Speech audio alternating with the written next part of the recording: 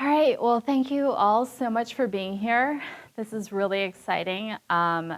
This book is coming out, The Collected Schizophrenias is coming out in February. But this is going to be the first time I'll be reading one of the essays from the book. So this is kind of the inaugural event for me. And the essay I'll be reading is called Perdition Days. It's also the first essay that was ever published from this book anywhere. So this is a collection of essays, so everything in here is true. And this particular essay, I think, is quite apt or a good selection for tonight as we think about mortality and the body and all those good things. I write this while experiencing a strain of psychosis known as Cotard's delusion, in which the patient believes that they are dead. What the writer's confused state means is not beside the point because it is the point. I am in here somewhere, cogito ergo sum. In October 2013, I attended a speaker's training at the Mental Health Association of San Francisco. As a new hire at the Bureau, I would begin in 2014 to deliver anti-stigma talks at schools, government agencies, and other organizations around the city.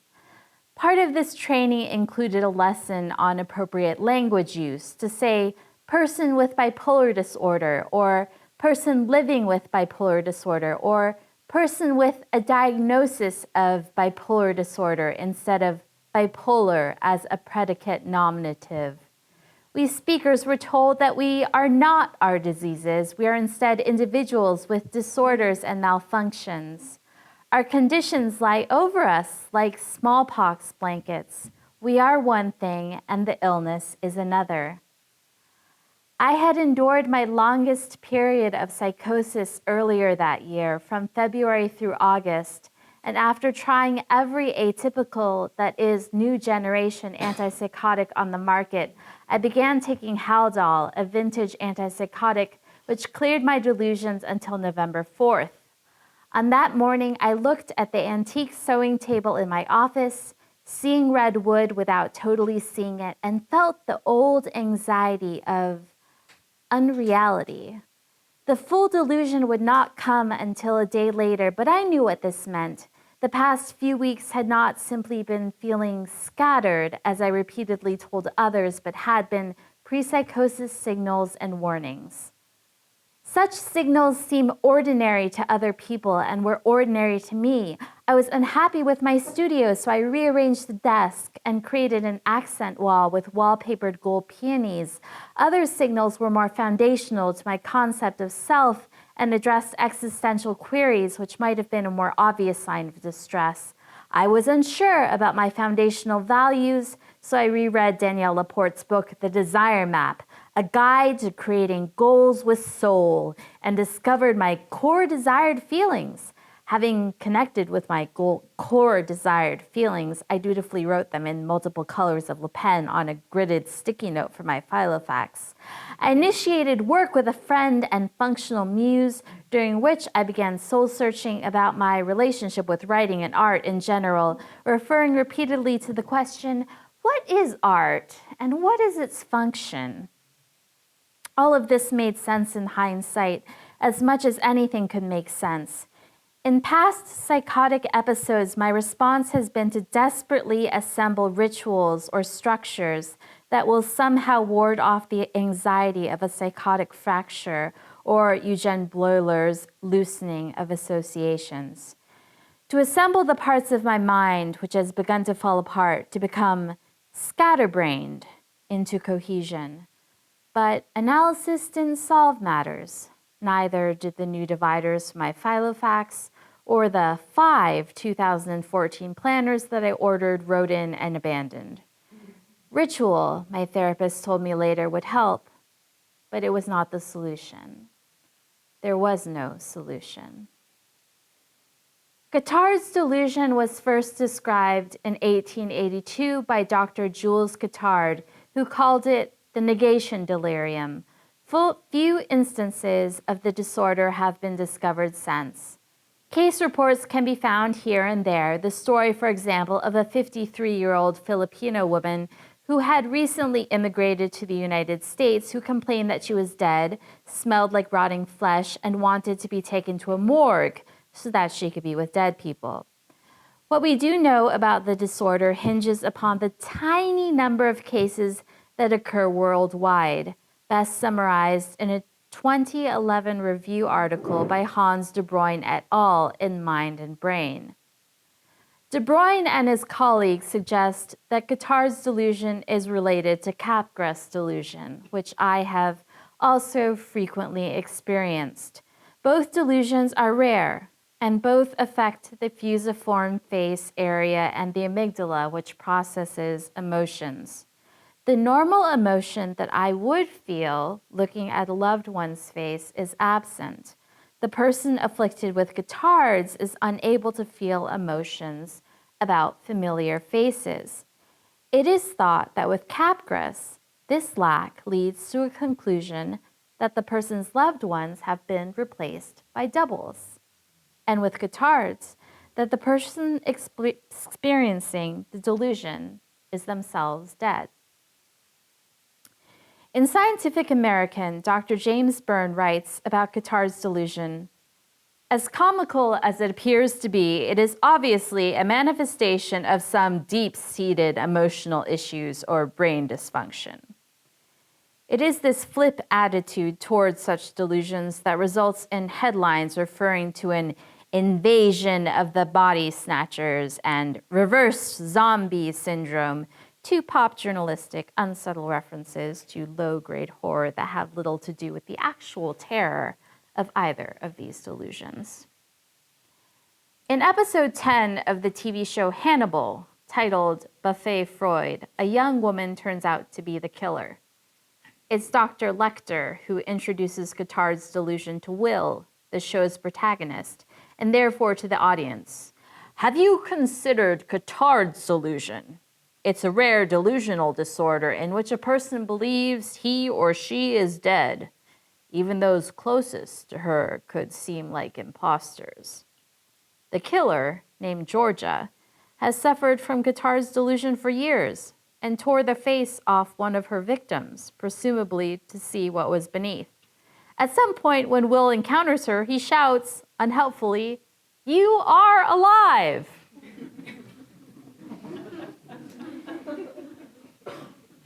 In the beginning of my own experience with Cotard's delusion, I woke my husband before sunup. Daphne, our dog, stirred, began thumping her Papillon mutt tail against the bedsheets. I'd been in my studio, but now I was shaking my husband, and I was crying with joy. 'I'm dead,' I said, 'and you're dead, and Daphne is dead. But now I get to do it over. Don't you see? I have a second chance. I can do better now.' C said gently, 'I think you're alive.' But this statement, of course, meant nothing. It was his opinion, and I had my solid belief. I can state that the sky is green, but will you see it as such? I felt buoyant with the belief that I was getting a second chance in some kind of afterlife. It caused me to be kinder, to be more generous. I wasn't irritated by problems with computer downloads. I was sweet to telemarketers.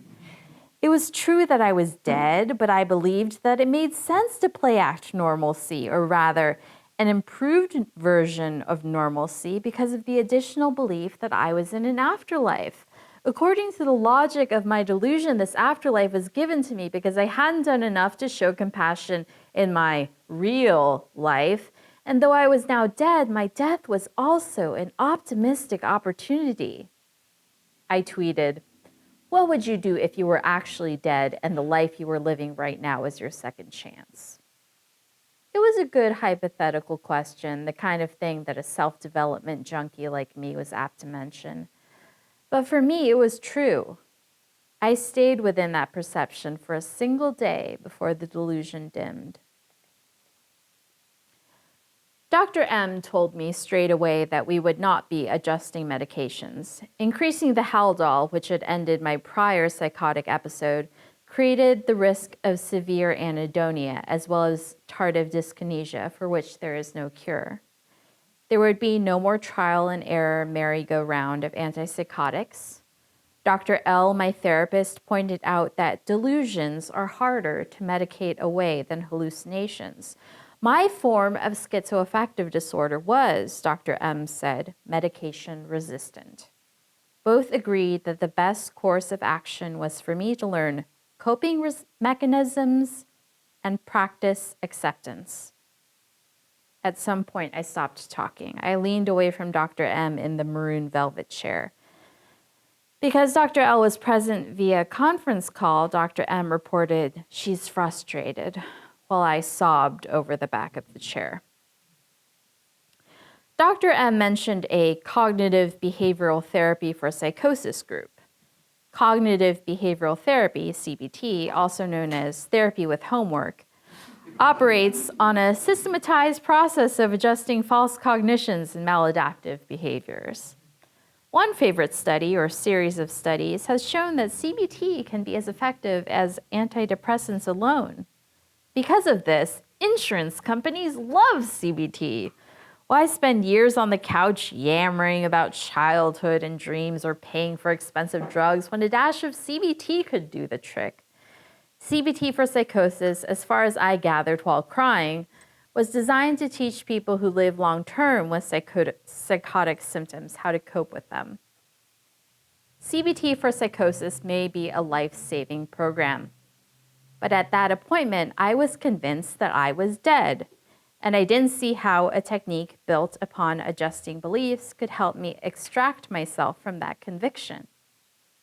The prospect of any kind of therapy felt to me like a suggestion that I sit down and meditate in a burning building. During previous episodes, Dr. M had suggested both hospitalization and electroconvulsive therapy, or ECT. They were not mentioned now, presumably because neither made sense. Hospitalization and ECT are offered as options for the journey toward getting better, and I was not going to get better. The questions instead became about percentages. What percentage of my life was going to be spent in psychosis? What percentage of functioning I could expect? What percentage of my life could be spent at 60% functionality as opposed to 5%? Dr. L told me that it was unrealistic to believe that I would ever be at 95% or 100%, again, which is excruciating for an overachiever to hear. What percentage of insight I could expect? No one could or can answer these questions, of course. Other questions: if I am psychotic 98% of the time, who am I? If I believe that I don't exist or that I am dead, does that not impact who I am? Who is this alleged person who is a person living with psychosis once the psychosis has set in to the point that there is nothing on the table save acceptance? When the self has been swallowed by illness, isn't it cruel to insist on a self that is not illness? Is this why so many people insist on believing in a soul? From my journal, a list. 11:13 p.m. I am Esme. I'm a writer.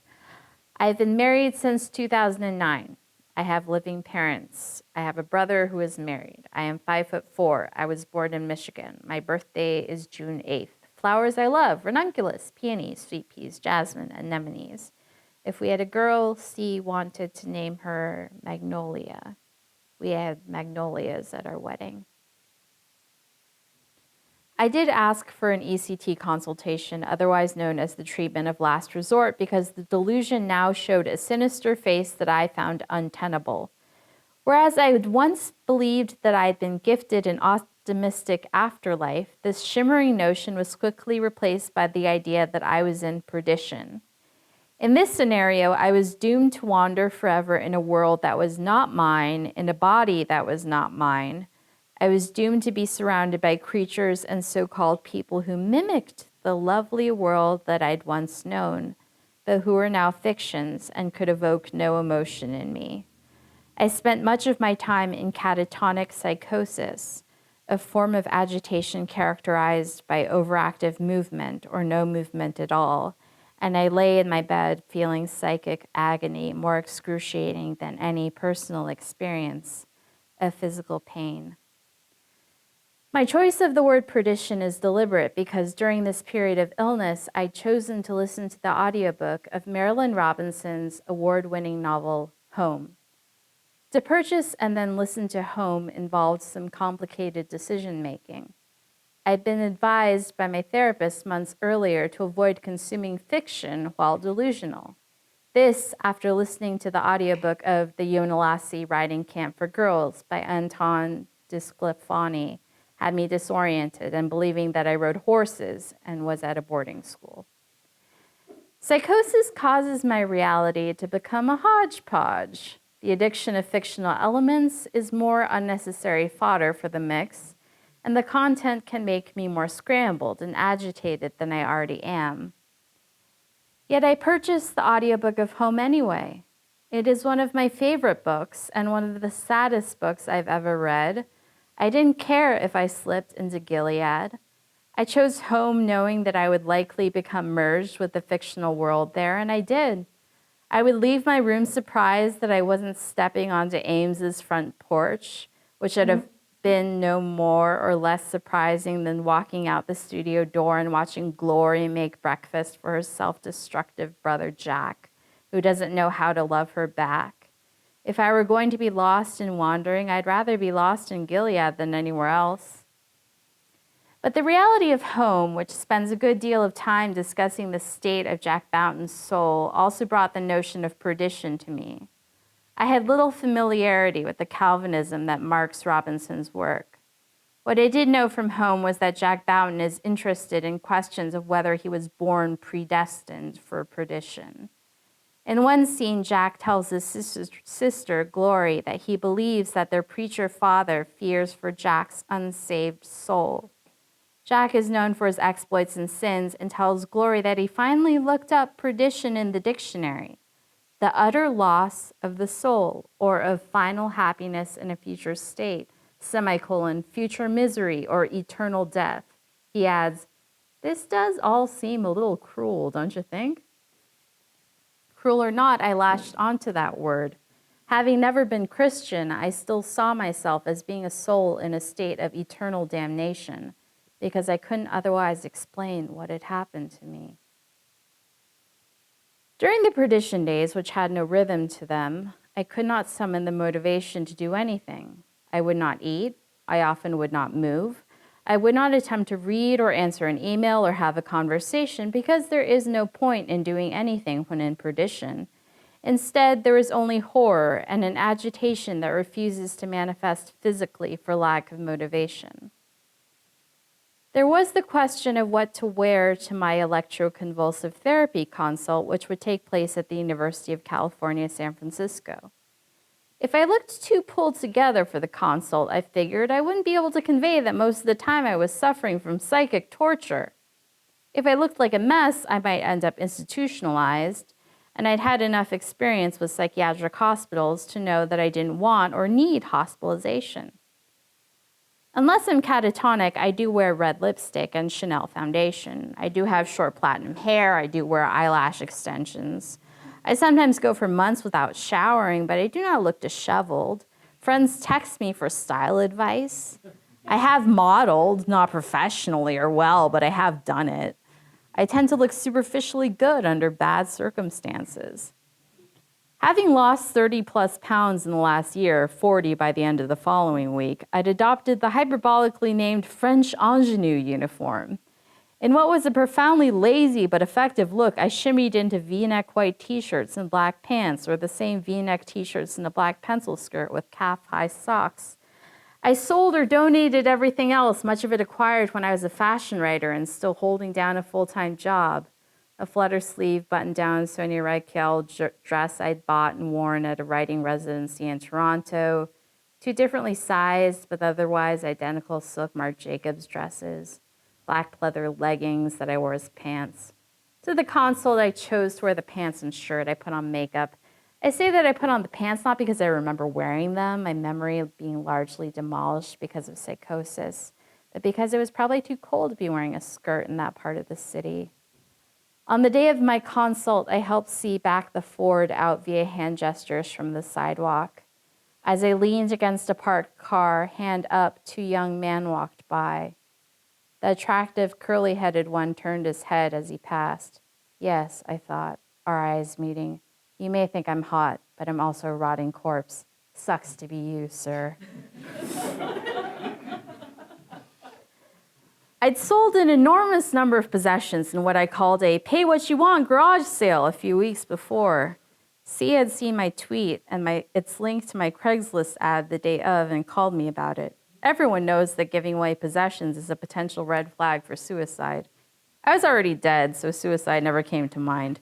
But the idea of having meaningless possessions did. This unnerved the people who came to my pay-what-you-want endeavor, who didn't understand the concept of someone who wanted to sit there and watch people offer whatever they wanted, including nothing to take away her things.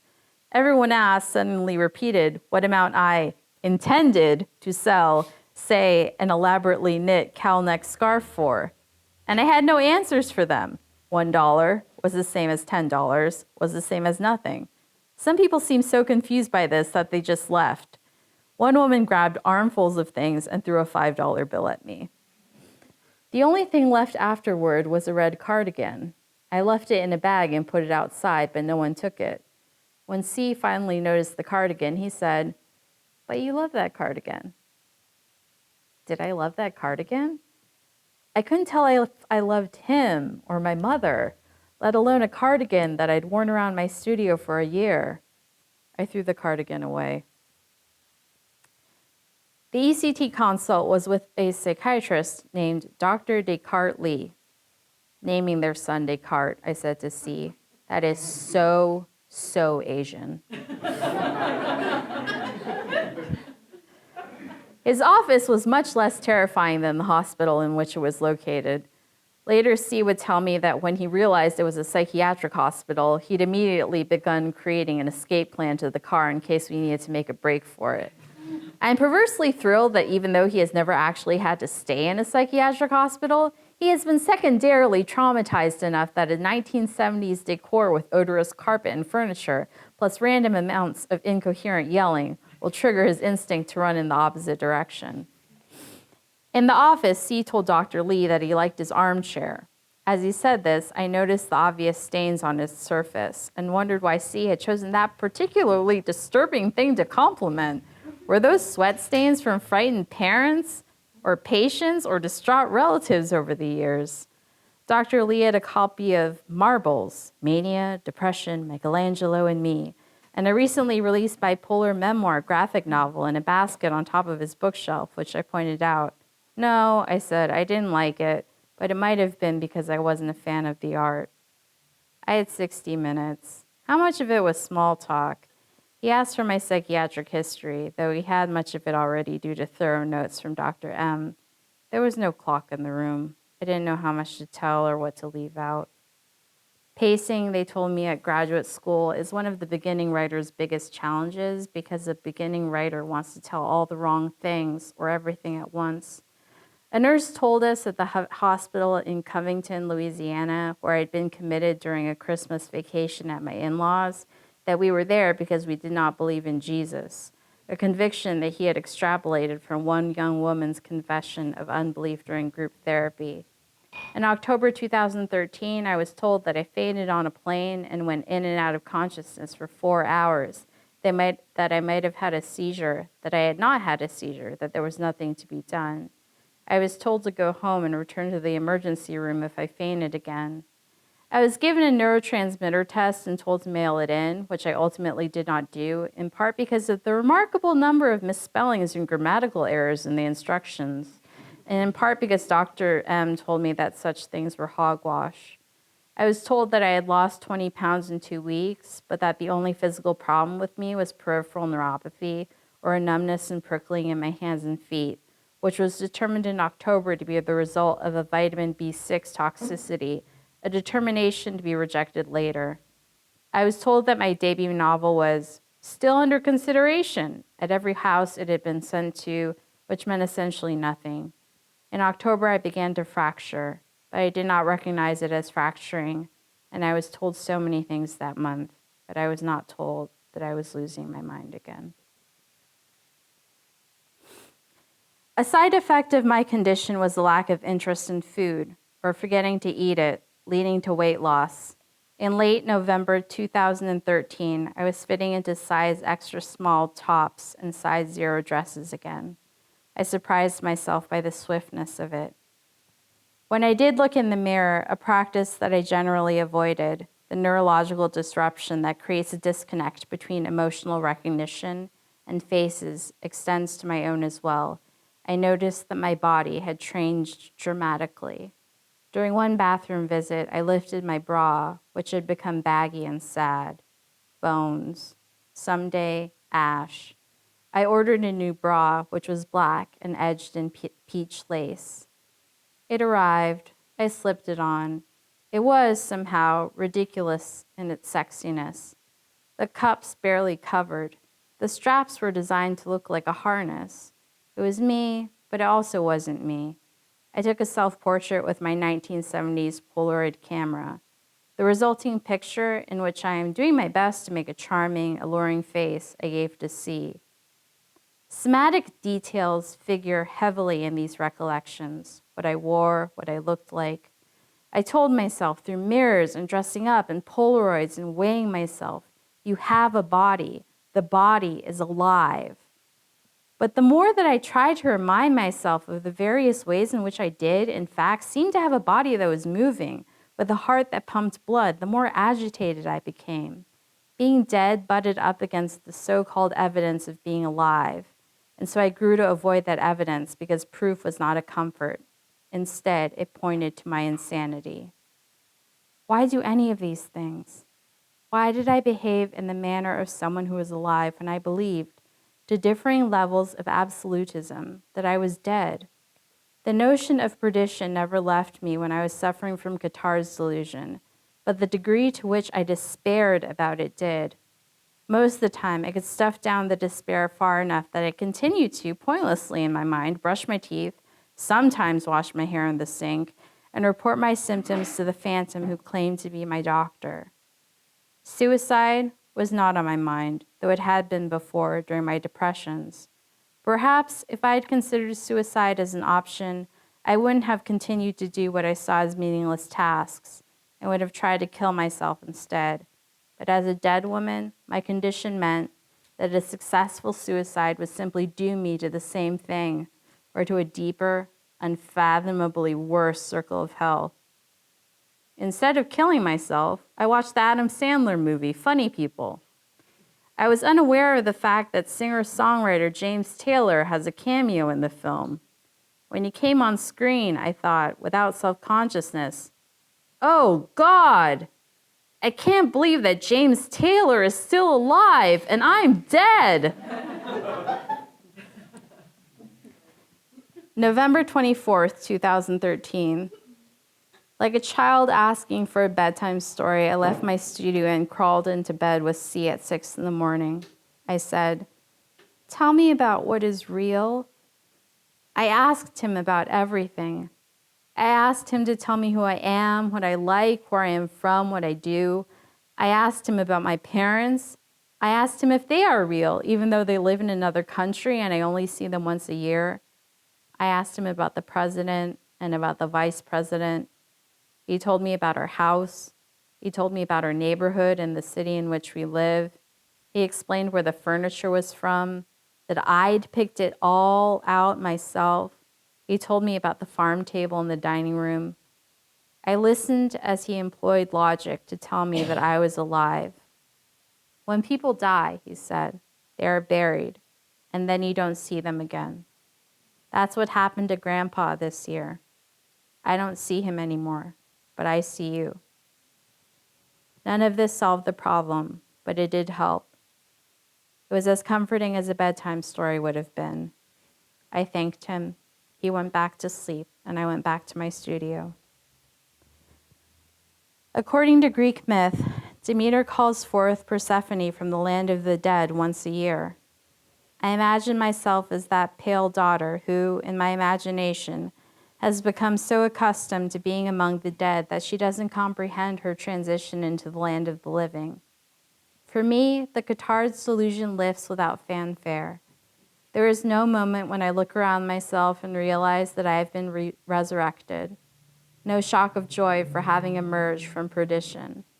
I have become sick with other, more definably physical ailments. I undergo neurological exams and MRIs and CT scans for cancer, and I am afraid. But I am conscious enough to know that there is no hope even of death in perdition, only more of the same awful suffering. It stands apart from loss, injury, or perhaps even grief, all of which are terrible, and yet are still beautiful to the dead woman, who sees them as remarkably human and alive. Thank you.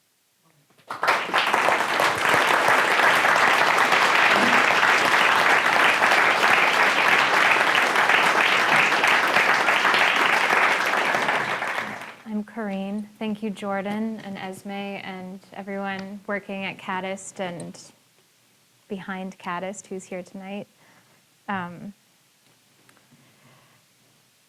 Barbara Hammer said to Canyon Cinema, she's giving you a virtual kiss. I was meant to relay that message to you.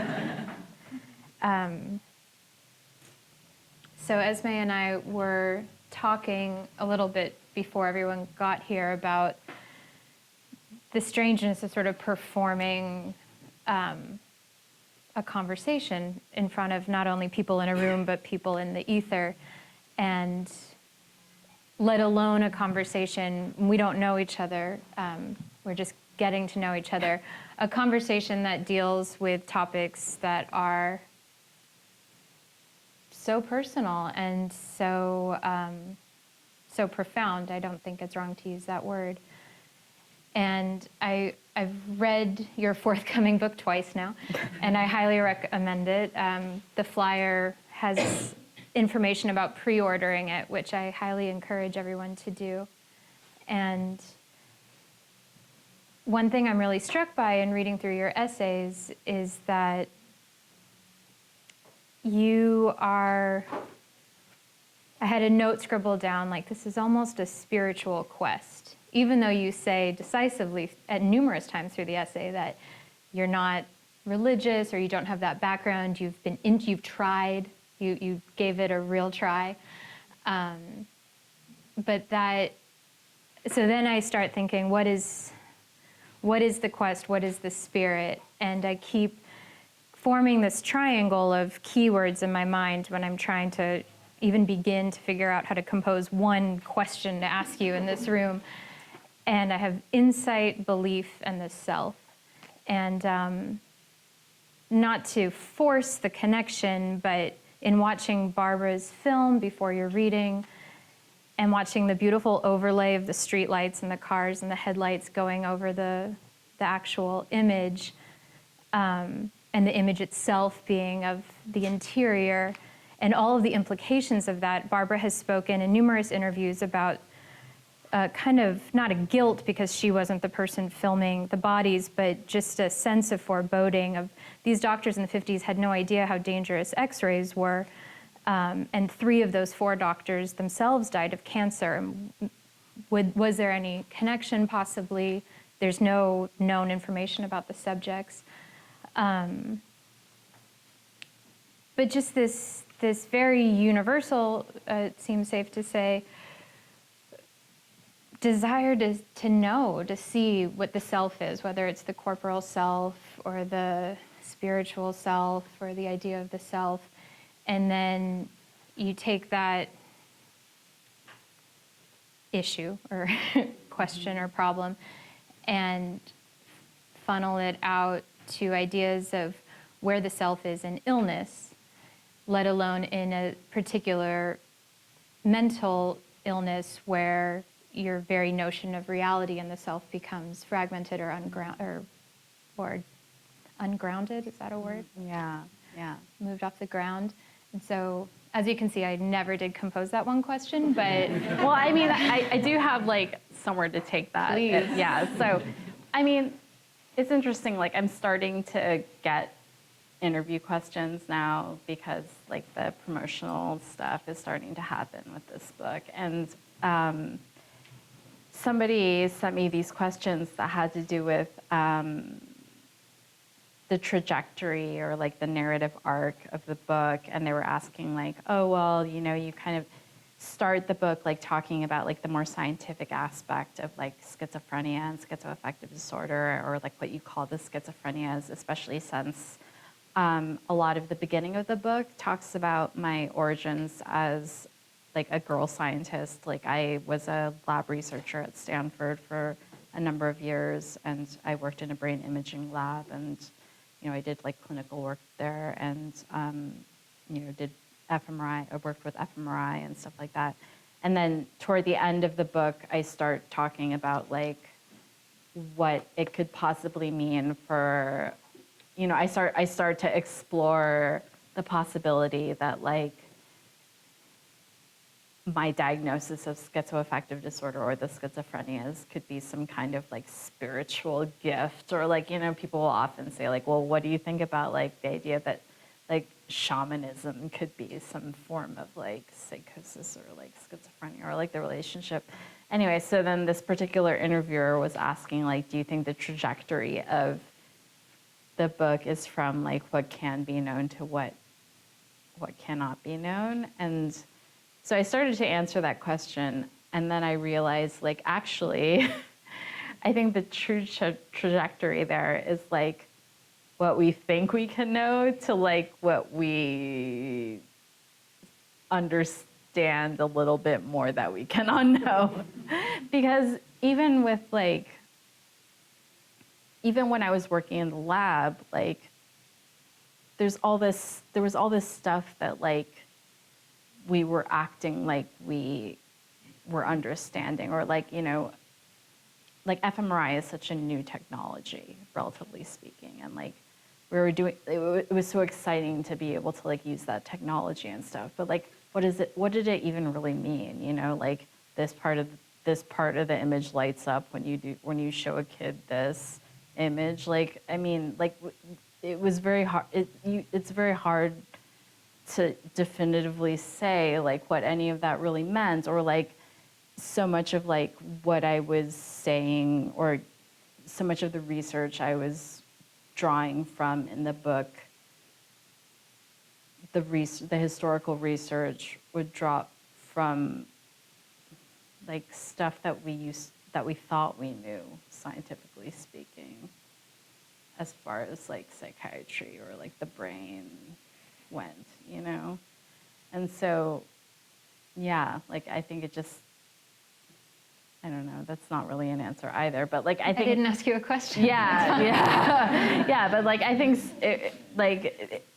there's so much we don't know, and so like I think from both ends, yeah, like the science, the science is so unclear, and like the kind of like the spiritual and religious aspects of it are so unclear, and I think it's really good to remain as humble as possible. Yeah.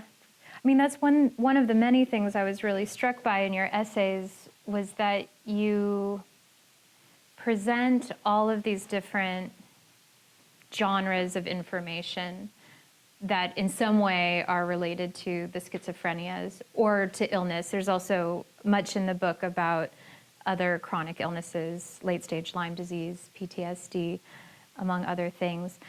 And you do a terrific job just as a science writer explaining the DSM, explaining RDOC, the new... Oh, RDoC. RDoC, without getting too into it, a newer, forthcoming way of trying to diagnose psychiatric disorders that's more based on imaging.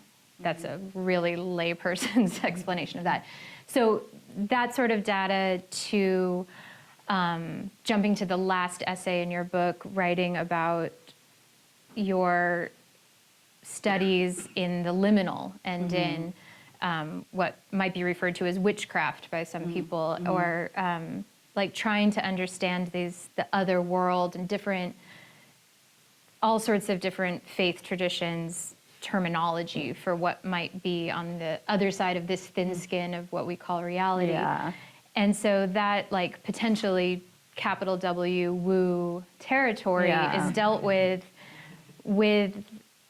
as much, and I don't want to use the word distance because we had an earlier conversation about like being a distant narrator or a kind of more blood and guts narrator, and I think you strike a really good balance.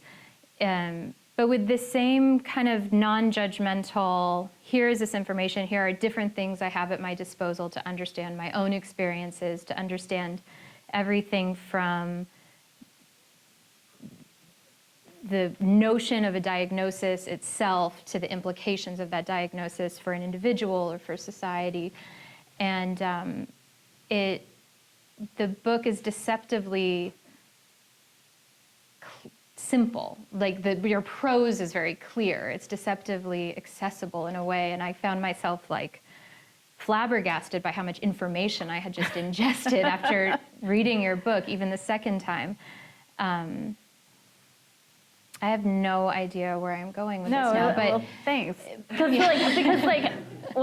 Because one of the things I was talking to you about, like backstage, was just like the kind of like pre-publication reviews I've been getting, and like how different reviews have been saying things like how I have this kind of like arm's length or like more clinical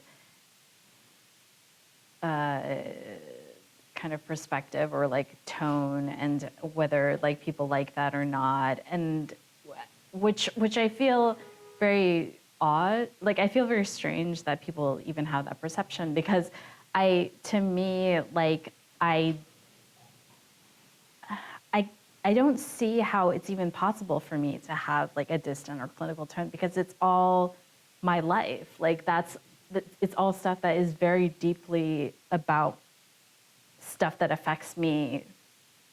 Like, it would be one thing if like I were researching all of this stuff because I have an intellectual interest in it, but I'm writing about this stuff because it affects me directly. Like Perdition Days is about me, and like it's about stuff that happened to me, and like and stuff I found out about Cotard's delusion, and like